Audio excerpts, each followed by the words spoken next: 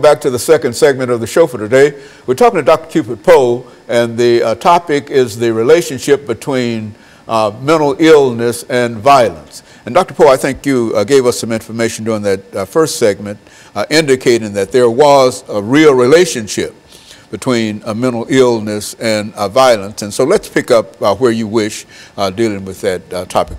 Okay. Well, first of all, I just want to say a word about mental illness. It's really a condition which involves a disturbance of one's thinking, emotions, and behavior to the extent that the person has difficulty in their relationships with other people and also in their social or occupational functioning. Violence, I think, at least from my perspective, is an act that does harm or threaten to do harm to another person or persons. And I also believe that violence it can be often or is often directed at oneself. Anytime I do something that I know is going to do damage to my body and therefore to my mind, to me that's an act of violence. So I believe that the research shows that people who are mentally ill, as I said, are often more the victims of violence rather than the perpetrators of violence. Now, there is a subset of persons who are mentally ill who are more prone to commit an act of violence, such as people who have symptoms such as paranoid delusions, thinking somebody's out to harm or hurt them, or people who have what's called command hallucinations, in which they feel voices are speaking to them, telling them to hurt other people and or telling them to hurt themselves, and people who have other psychotic disorders, which means they're out of touch with reality. Now, there are other factors that contribute to violent behavior other than just mental illness. One is poverty, the other is homelessness, the other is personal adversity, the other is if a person has a family history of violence, or if a person is exposed to violence in their home as a child, this person is much more prone to commit a violent act. If a person has been assaulted in the past, they're more likely to assault someone else. If a person has a parent or parents who have a criminal record, they're more likely to engage in an act of violence. But you know, I want to get back for a moment to violence directed towards oneself. A lot of behavior that people engage in is really acts of violence towards themselves. And of course, if I injure myself, I'm also indirectly injuring other people. For example, smoking does damage. We know it does damage to the lungs. It puts one at risk of developing cancer, lung cancer.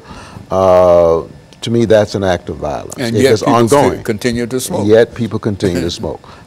Excessive drinking is an act of violence. If it's excessive, of course, it does damage to the liver, to the stomach, and puts one at risk of developing other problems as well. Overeating, whether we might consider that violence or not, if you consistently overeat, then you're more prone to develop certain health problems as well. So there are many things that people do that are acts of violence that are normally not thought of as acts of violence. So the thing about violence is that it's very broad. It's much more than just me assaulting someone or injuring someone or killing someone. It's a much broader concept. I'm reminded of what the scripture says. It says sin is lawlessness. And of course, breaking the law, the assumption is that you have committed a violent act if you break the law. And so I want to say again that people who are mentally ill are much more prone to be the victims of violence rather than the perpetrators. And as I said before, there are many other factors that contribute to violent behavior other than just mental illness. What are some of the other factors, Dr. Poe, for example, that would contribute to mental illness outside of violence? Okay. Well, I want to make a few comments about factors that puts a person at risk of committing a violent act. For example, if a person has a past history of violence, that puts a person at risk of committing a violent act, whether the person is mentally ill or not. If a person is a substance abuser, as we said earlier, that puts a person at risk of committing a violent act, whether that person is mentally ill or not. If a person has a personality disorder, that is a typical pattern of interacting with other people that's usually maladaptive, such as a paranoid personality disorder, such as a borderline personality disorder, and almost any other type of personality disorder puts one at risk of being violent. Now, especially if the personality disorder also involves another mental disorder, then that puts that person at fairly high risk of engaging in some type of violent behavior. Another factor that increases the risk of violence is excessive stress, especially the stress of being homeless, the stress of being divorced, the stress of losing a loved one due to death. These are the stress of unemployment. These are factors that increase the risk of a person being violent. Of course, poverty is another factor. So these are some of the other factors that puts one at risk of engaging in a violent act, whether that person is mentally ill or not.